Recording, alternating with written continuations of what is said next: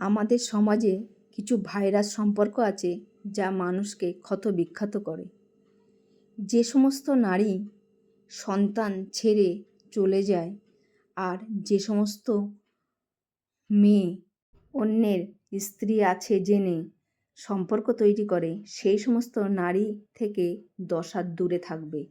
যে সমস্ত পুরুষ স্ত্রী সন্তান থাকা সত্ত্বেও অন্য নারীর প্রতি আকৃষ্ট হয়, সেই সমস্ত পুরুষ থেকে 10 হাত দূরে থাকবে।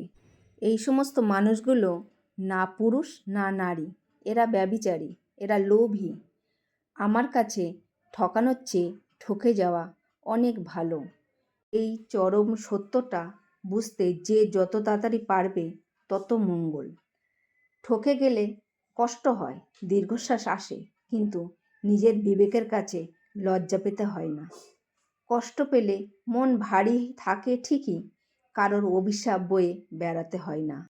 ক্ষতস্থান একদিন ঠিক হয়ে যাবে, কিন্তু ক্ষত দেওয়ার মানুষটাকে কখনো ভোলা যাবে না।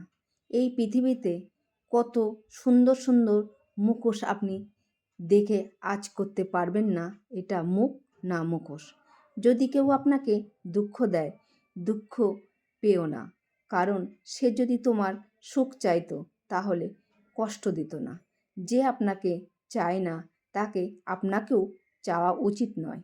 যে আপনজনের সঙ্গে বিশ্বাসঘাতকতা করে সে সাপের চেয়েও বেশি বিষধর। সাপ নিজেকে বাঁচাতে ছোবল মারে, আর মানুষ নিজের স্বার্থে লোভে আর ভোগে ছোবল মারে। এই সমস্ত মানুষ প্রয়োজন হলে আপনাকে খুঁজে নেবে, প্রয়োজনের শেষে ছুঁড়ে দেবে। এই সমস্ত মানুষদের জীবন এক সময়ে আপন বলতে কিছুই খুঁজে পায় না। তাদের শেষ জীবনটা কাটে শুধু কষ্ট আর অবহেলায়। তার করা সমস্ত অন্যায় ঈশ্বর তাকে এমনভাবে দেন যেটা চোখে দেখা যায় না। ধীরে ধীরে একটা বংশ ধ্বংস হয়ে যায়। এরপরেও মানুষের কোনো শিক্ষা নেই, অন্যের ক্ষতি করতে মর্ত।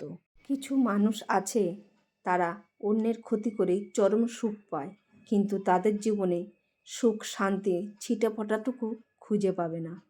এই সমস্ত মানুষদের ঘৃণা করার মতো সময় বা মানসিকতা কোনোটাই আমার নেই। গুরুত্ব পেলে গুরুত্ব পাবে, গুরুত্ব না পেলে দূরত্ব বাড়বে। ভালোবাসা দিলে ভালোবাসা পাবে, ভালোবাসা না দিলে অবহেলা বাড়বে।